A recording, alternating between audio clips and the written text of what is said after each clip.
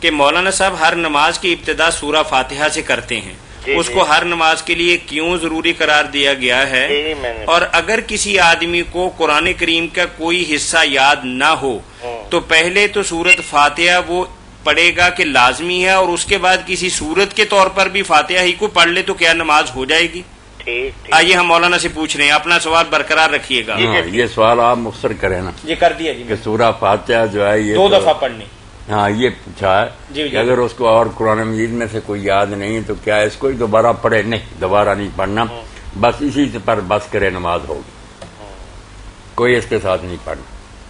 اچھا، ڈبل نہیں کرنا؟ نو ڈبل کرنے کا کیا فائدہ؟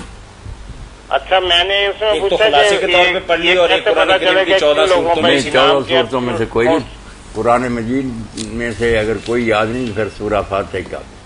ویسے بھی اگر جلدی ہو نا یا کسی وقت آدمی کو ضرورت ہوتی ہے چھوٹی نماز پڑھنے کی، تو یہ امام بخاری نے جو حضرت ابو ہریرہ رضی اللہ عنہ کا قول لکھا نا کہ جو فاتحہ پڑھ لے تو رکعت کافی، اس سے زیادہ کرے گا تو خیر ہے، اچھا کام ہے، اچھا لازم نہیں۔ اس لیے یہ پکے مسئلے بھی یاد رکھیں کہ اگر صرف سورہ فاتحہ پر آپ بھی بس کر لیں کبھی کوئی نہیں، ساری رکھتے ٹھیک، فاتحہ ضرور پڑھنی پڑے گی، فاتحہ ضرور پڑھنی، اس سے ما زدت فهو خیر، زیادہ کرو گے تو اچھا ہے ورنہ نماز درست۔